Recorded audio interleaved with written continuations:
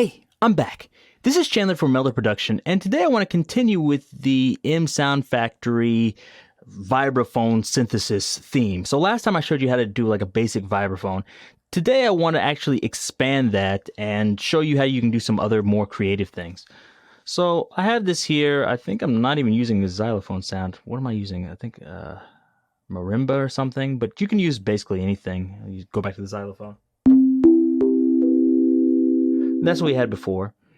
And one thing that you'll notice is in here, this is going to give us that extra, sound in the background, the resonance. So if I turn it off, it sounds like this.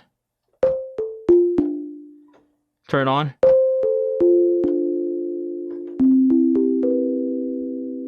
That resonance is giving it sustain. And I'll show you how you can play with that a little bit. One way is to change the octaves, like this.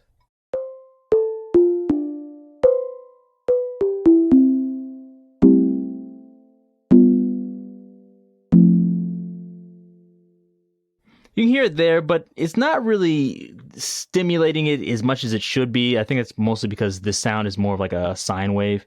But you can get, an octave higher there, but there's a better way to do that. The other way you can manipulate this is change the resonance, and that's going to help, or I guess it'll control the decay characteristics. All the way up, you're going to get a long decay.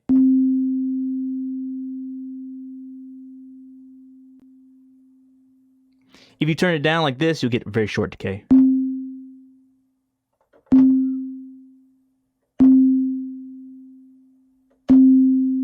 You can hear how it's getting longer. So that's how you can control the decay, but you're wondering, okay, how do I control the attack? The attack can be controlled by using the order. So you've seen how fast the attack works here. Actually, to make this easier, let's turn and mute the first one, so the mallet sound, and let's just hear the resonator like this. So at order 1, that's what our attack is sounding like. Let's try it at 5.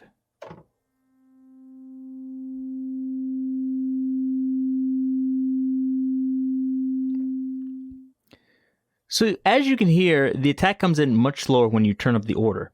But you're like, I want it like somewhere in between there. And of course you can choose one of the other orders, but also you can mess with the distribution and that will make it faster. If I turn it up all the way, it sounds like this.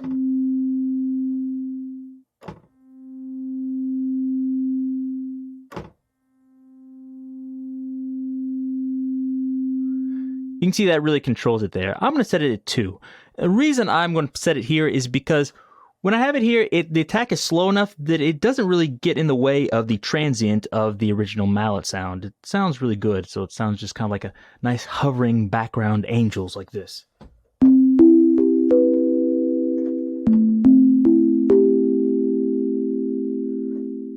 At least I like that. So you get the idea. Now, last time I said it using this mixer, but what we're going to do now is just get rid of this. And you're probably thinking like, why? Of course, here I can add in different effects, but one reason I'm not going to do that is because these effects are going to be controlled by the global envelope. Also, these effects use more CPU, and they also aren't as plentiful as in the effects section. So when I take that off, you notice, hey, there's one going out at 1 and one going out at 2. And so these will be input into the effects section at 1 and 2, which means I can control them, separately with the effects. Since I was using the mixer to turn down the second modal filter, I'm going to turn it down manually here, like this. Hopefully it's not too loud. Okay, I can't play piano well, but you get the idea. For this, I usually like to turn this off just so I can hear the resonator by itself.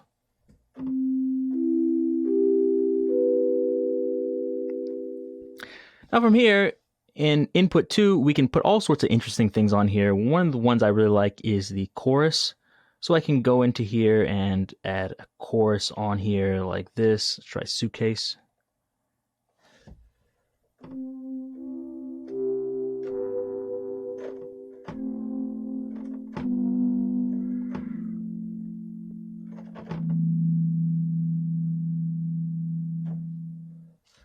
I like that.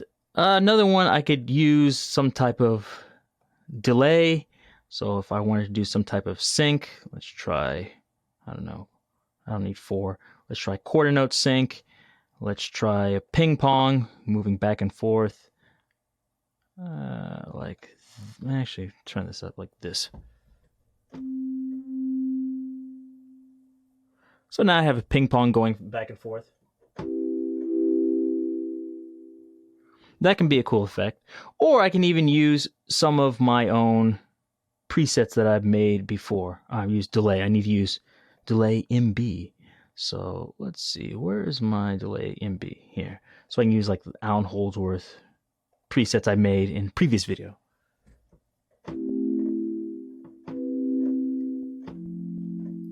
Almost sound like a chorus. And of course you can play with that however you want. And there's a ton of other things like phasers, flangers. I could use the tremolo like I used before. I could use vintage rotary to create almost like a organ sound like this.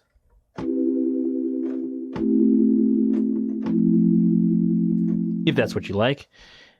But one of the ones I really like is actually the granular module here. Now with this, we can really create an ethereal sound, at least I think so. So I'm going to set this maybe half wet, half dry. I'm going to turn the output down because this does get loud. I'm going to make 10 copies here.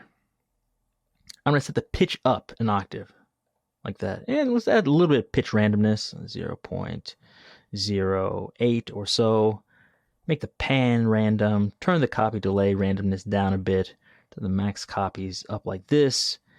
And when you do this at first, it's not going to sound good because of the grain size. You hear that whee like that, that's because of the grain size. So just make that a little bit larger like this.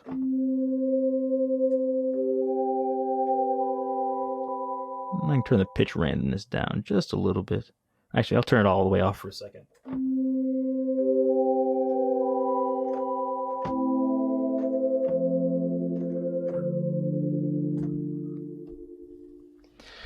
So that's sounding pretty good. Another thing, I could put something else after it, like let's take the pan random off, and then let's add chorus afterwards, and I'll do the same thing, like here, the suitcase. See how this sounds?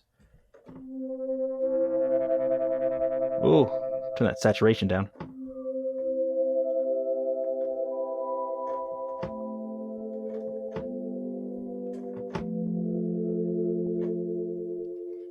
And now let's add that back in with the mallet sound like this.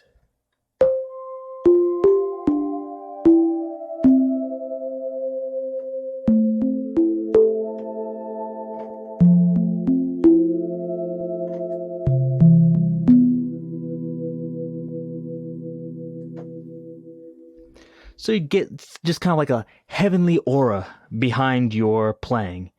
And of course, this is a little bit delayed, and of course, you might want to turn down the grain size if you think, that's too much delay, and you can adjust that however you want. You don't even have to use the granular, but I like to do that for the octave up. And of course, you can add a mixer here too if you wanted to, for example, control the loudness. You're like, the second one is too loud. I want to, turn that down a bit. You can, adjust this here. And it's like, okay, this.